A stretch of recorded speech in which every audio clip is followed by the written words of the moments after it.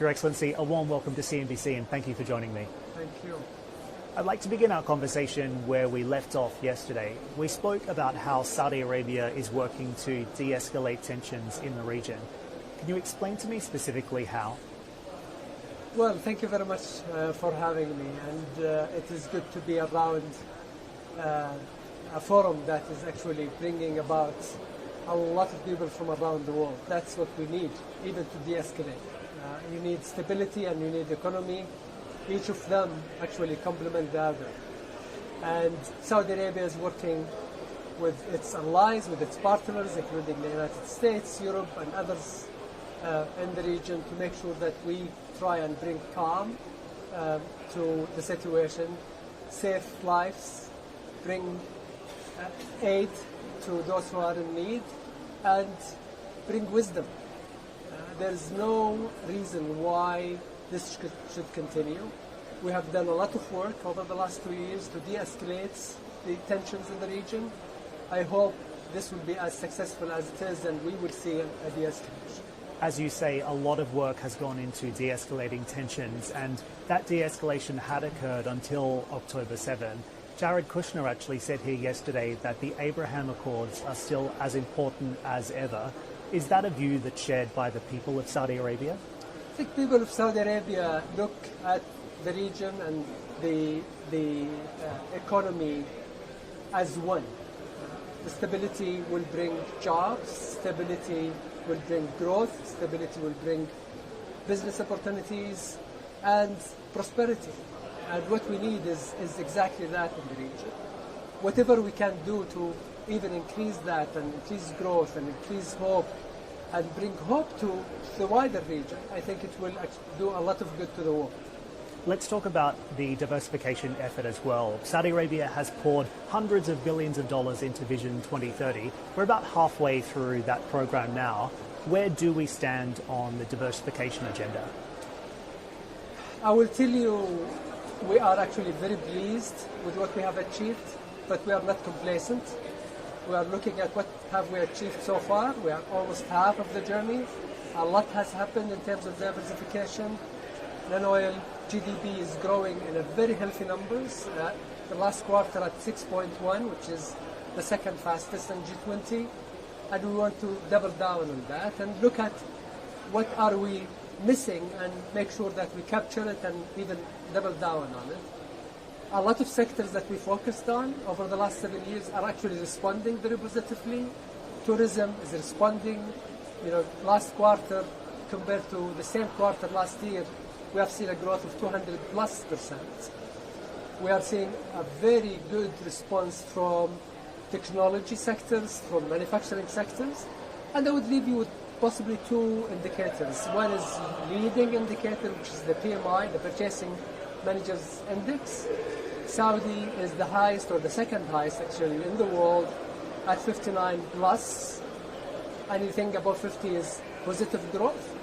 And the consumption, the consumer spending is up double digits last quarter. These are a very good indicators that the economy is actually going in the right direction from the business and from the consumers. Indeed, and the diversification story also very good for attracting international investment. When it comes to those sectors in the non-oil economy that are showing the most promise, what does the end goal look like here, and how do you expect this diversification to look in 10, 20, 30 years' time? Few things I think it is worth really noting. One is we made a promise very clearly to ourselves, but also to the investor community, that this is going to be a win-win.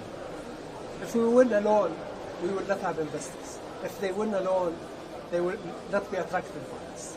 So it needs to be a win-win, and we are seeing that. We are seeing that in multiple sectors. We wanted to grow our economy. Let us just look at what we have done so far. I mean, from 15 to 23, a GDP at $600 billion now is $1.1 trillion. And our aim is actually to grow that to $2 trillion and beyond that. Our aim is to create more jobs. Unemployment is in slowest in Saudi Arabia. Women participation is in highest ever. We have achieved 2030 targets and even beyond that. So we wanted to bring more opportunities to our people, more jobs, more business opportunities to entrepreneurs. We wanted to make sure that the investors, local and international, utilize the youth that we have. I mean, we have more than 60% under 30 years old. This is a treasure that we need to make sure that we utilize, we empower, and we are doing that, and we are seeing actually a very positive response from our people. And Saudi Arabia has gone from fiscal balance to fiscal sustainability. What's the difference and what does that mean? When we started from a situation where we had a serious issue in our public finance. A deficit at 12%, budget deficit at 12% is not sustainable. And we wanted to make sure that we focus the first 5-6 years on bringing deficit down. And this is why fiscal balance and fiscal sustainability. The second phase is sustainability. The difference between the two is, one, we wanted to balance the budget. We achieved that last year, and we had a surplus. The second phase is the fiscal sustainability. So it's not about just balancing your budget every year, making sure that it is sustainable. So even if you have deficit, we will have a deficit this year. We may have a deficit next year or the year after. As long as the deficit, i.e. the extra spending, is going to productive assets, to infrastructure to enable investments, to new productive assets and sectors, that is absolutely fine, even if you have deficit. I mean, we are seeing deficit all over the world. What is important is your growth is more than your deficit, and you are targeting your spend to productive assets. Now, correct me if I'm wrong, but the country is likely to be in deficit until 2026. That's not a concern for you because of the current growth trajectory? Is that right? No. To start with, it's not a concern. The number alone, deficit alone, is not a concern. The concern is if the deficit is higher than your growth. As long as your deficit is lower within a sustainable, I mean, it's about 2%. 2% is absolutely fine. A lot of countries will have a rough 3%, 3.5% as a ceiling, which is, I think, is a reasonable number. The second really element is we are very conservative in our projections and revenues. So we take a conservative approach on how much we project as oil revenue and non-oil revenue. We beat it for the last 5 years without fail. We announced a projection for our non-oil revenue. We beat that by anything between 5 and 15% every year. So we are being conservative. When we say the projected deficit next year is 2%, it may be 2%, it may be actually a lot less. And walk me through some of the other initiatives as well. As you look at this funding gap that's now being created as a result of the deficit, does the country need to move any money? Does the country need to raise any money in order to address that funding gap? I mean, funding gap obviously will need to be funded by debt. I mean, we have quite a large reserves, both foreign reserves at the central bank and government deposit with the central bank. But we do want to grow that. These are used to cushion any shocks in the future. And we have seen it working for us in COVID. So we managed through COVID, we managed through the inflation. I mean, we had the lowest or second lowest inflation in the world after China. Last month, inflation is about 1.7. This does not come by, accident. It comes by design, by policy intervention.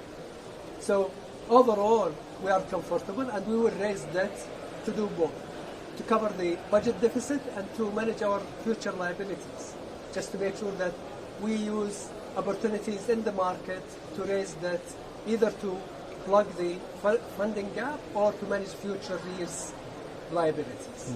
So what's your message to international investors who have been attending this conference this week, looking at some of the panel sessions, listening into some of the conversations about Saudi Arabia's growth trajectory? What do they need to know about investing in the kingdom and this country's future?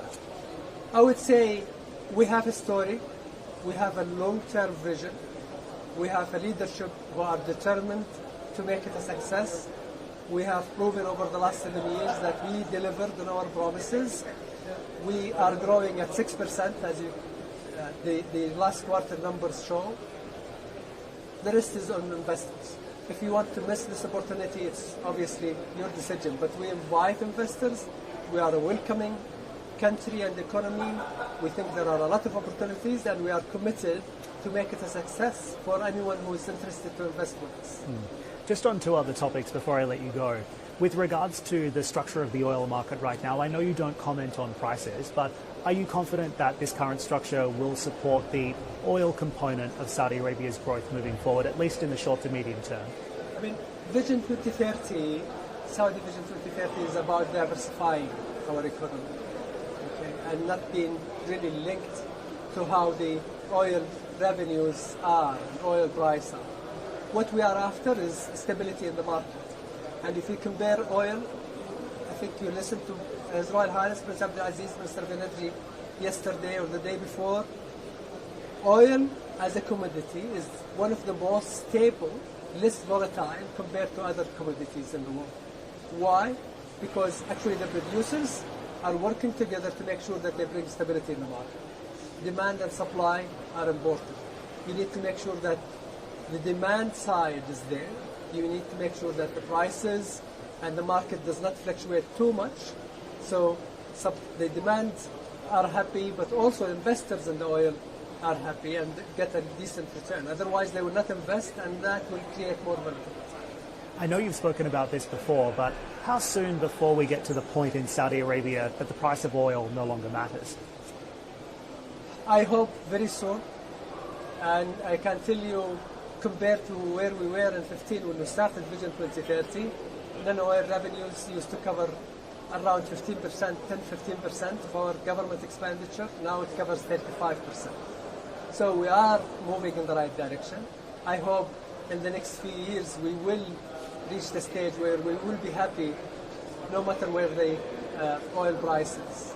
You and I also spoke this week about the importance of international collaboration. Saudi Arabia has been invited to join BRICS, and I'm wondering if you could update us on any progress regarding that relationship, particularly as we look at these tensions between the US and China, as we spoke about yesterday. I mean, first of all, Saudi Arabia have been invited. We are deliberating that within the government, so the government will announce their decision when they announce it. But what is important really on this is that this is an economic endeavor. Okay, and as the G7 exists and have their economic agenda, BRICS have their economic agenda, G20 have the economic agenda at heart. So I look at it as, is there a benefit for Saudi Arabia in joining economically? If the answer is yes, and that's what the government is deliberating, they will join. Your Excellency, always a pleasure to speak with you. Thanks for sharing your time. Thank you. Thank you. Thank you very much.